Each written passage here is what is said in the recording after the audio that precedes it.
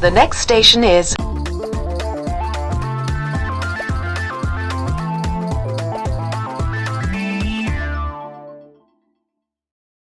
Welcome back to the final episode of the Evaluation Station, the final A2 Media Advanced Coursework Stop podcast episode 4, the use of media technologies with your host Erica. I ran out of breath. That horrifyingly long intro never gets boring for me, so I hope it never gets boring for you. Yes, this will be the last time you'll be hearing from me, and I will be talking about the use of modern tech such as computers, Photoshop, GoPros, and more. Stuff of the future that no one has obviously ever heard of. Anyway, I will be talking you through all the stages of production and explaining just what things were useful and how successful I was at using them. In between, I will be joined by popular request, my co-host from episode 2, Lehan. I will be testing her knowledge of my work with a fun game of Was the Angel Really on Fire? Isn't that name just great? It's basically just a quiz testing if she remembers bits of the stuff I made. And especially for you, the game comes in video form. Hopefully that's entertaining enough for you. But let's get on with our final episode.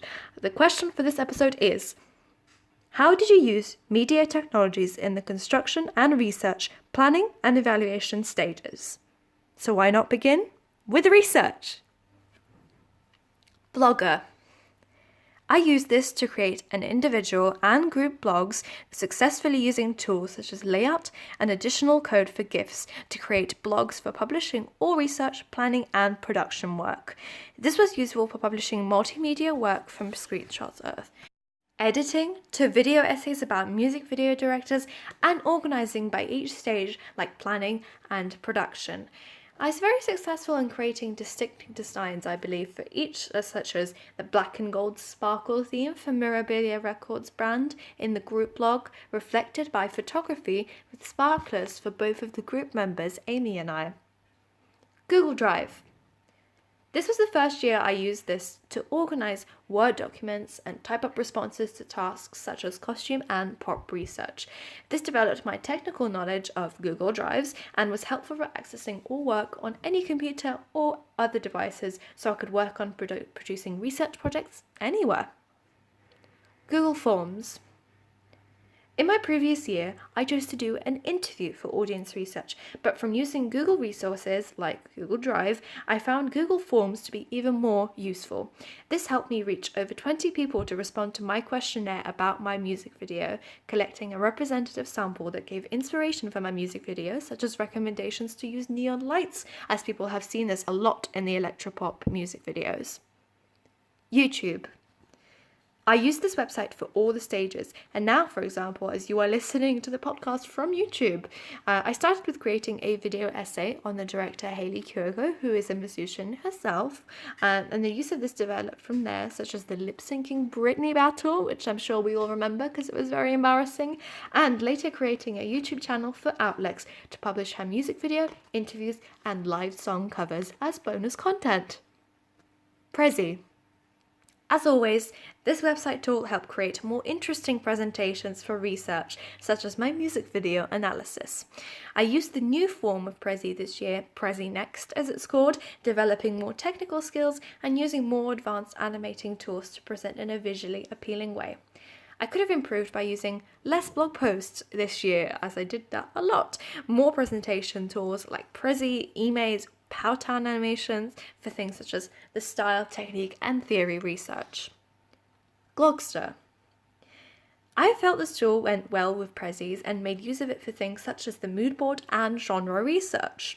However, I felt the website was difficult to use and have always thought this, and later embedded on my blog, so I just feel like I could have used a different virtual poster format, and I prefer to use Photoshop in the future to create the poster. Computers.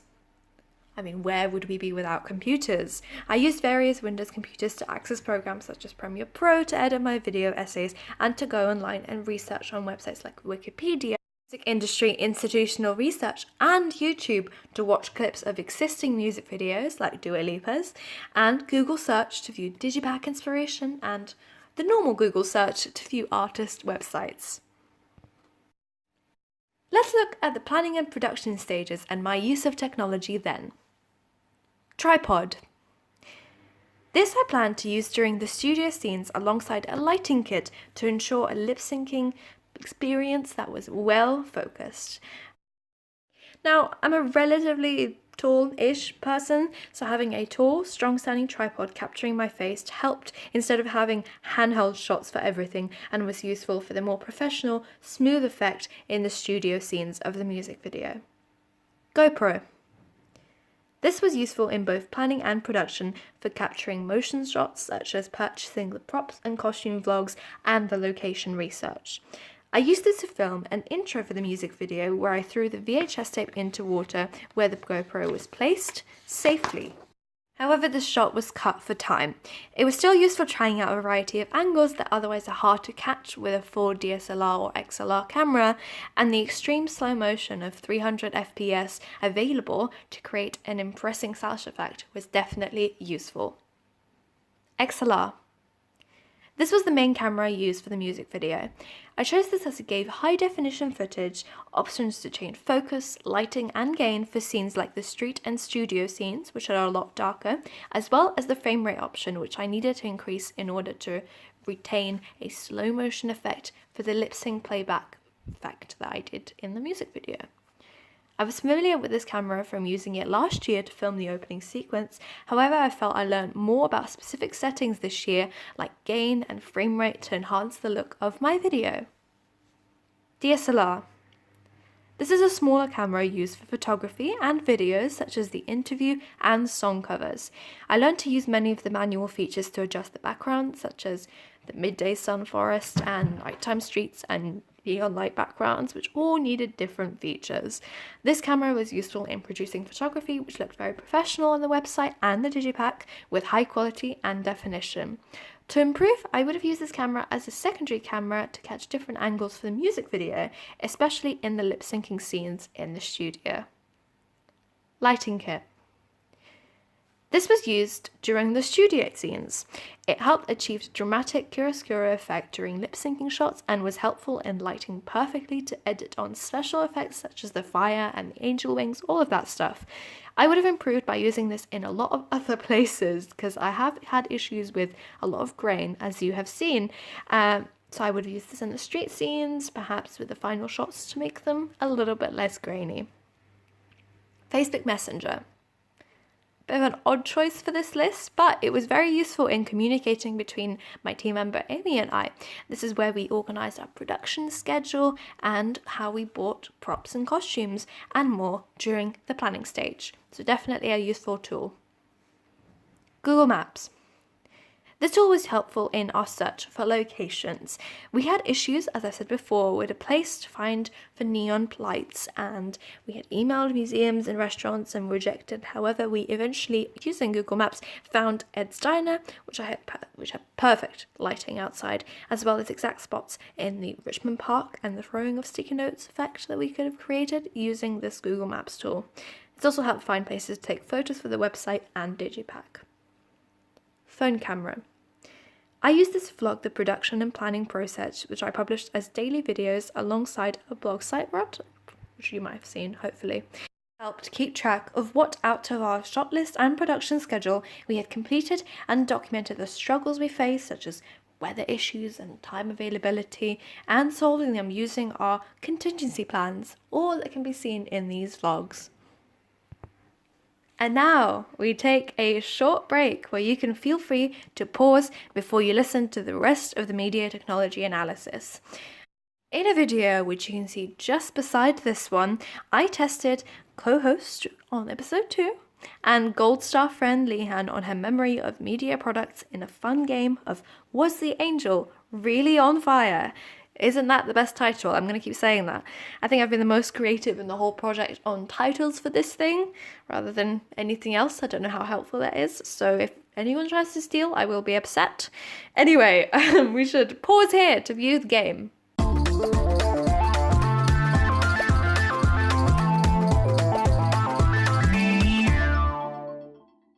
Was that entertaining for you? Hopefully it was.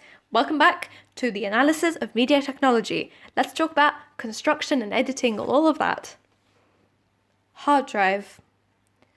All footage was organized into folders by scene on an external hard drive alongside separate folders for photography and logos that I had designed.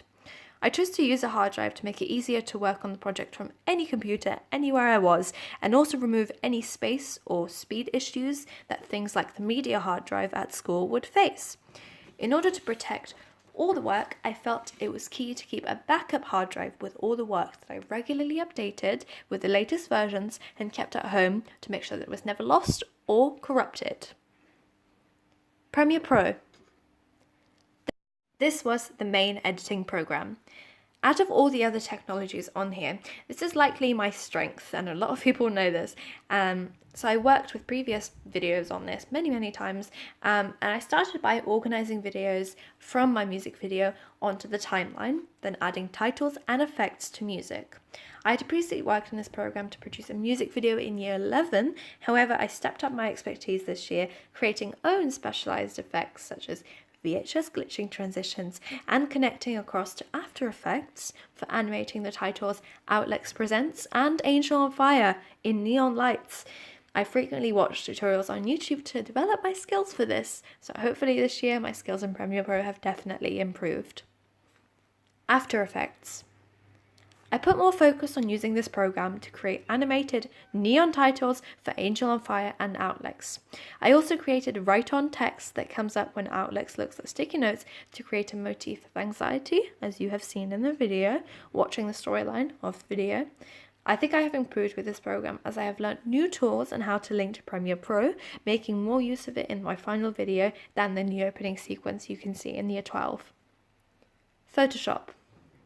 Before designing my digipack, I was somewhat familiar with this program, but for this project I learnt layering, masking and colouring skills to create a typography picture effect.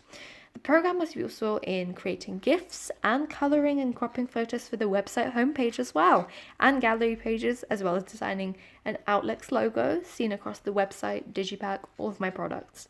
Here I designed all of my merch as well, which is important in creating the rose iconography and brand of Outlets. Illustrator.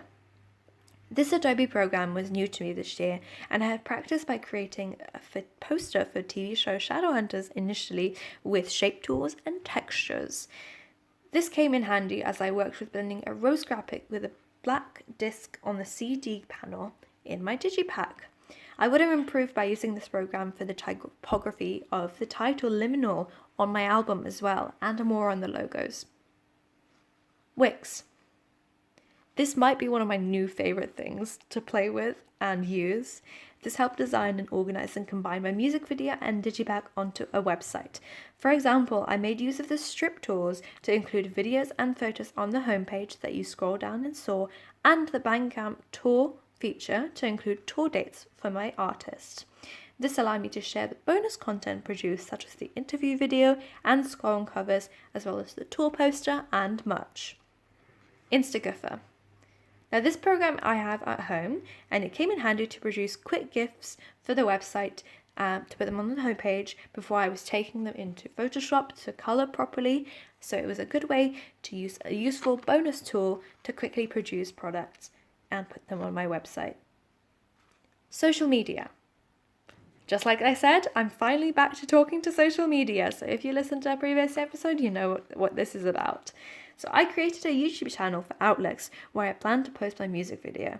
I then decided to create the bonus content so it felt natural to post it on there. This then developed into smaller promotional videos that were cut down from the main video, including a little video from Outlets saying hi, my new single out, and all of these other things. And I put these onto Instagram, Facebook, Twitter, and Tumblr, each of which I designed individually to fit the brand. I also made a Spotify playlist of music similar to Outlets to establish the electropop genre and cross-promote to other artists, linking her to famous names. Social media was useful in establishing a brand with matching photography seen on the gallery of the website and the front panel of the digipack, as well as the Outlets logo seen across all other products. Snipping tool. This is honestly a godsend tool on the Windows programs to take screenshots of my process. You can see loads of these on my blog, showing the editing process, for example. It was helpful to show my Digipack and website with annotations, which you can see here on the evaluation website. And that is all. I think overall, media technologies allow me to creatively show all of my work, my music video, my Digipack and website. Going beyond just a simple product, I developed the full research project in this coursework. If I could improve, I would challenge myself to include more of the GoPro, for example, more lighting use for the music video in the scenes that I've mentioned, perhaps a focus on animation or illustrating the logos more or the Digipack in a different way for the website. But for now, that's my whole answer for the last question, which means you are at the end of my evaluation. Congratulations for getting to the end. Hopefully I have kept this somewhat entertaining for you, despite it being 11,000 words for me, just so you know, script-wise, and you have learnt how long and extensive the process of creating my advanced portfolio was. Feel free to have another look around the products I've made, my music video, my Digipack and website, and I'm going to promote my blogs here, so you can have a look at my personal blog, which is y13mediabyerica.blogspot.co.uk and mirabiliarecords.blogspot.co.uk, and have a lot more content than just this. I made a lot of stuff for this project. So I guess this is our last stop, so thank you for traveling with me. I'm going to continue this metaphor of evaluation station, so you're welcome. And see you at the next destination. This has been Evaluation Station. I didn't intend for that to rhyme, but you're welcome. Bye for now. The next station is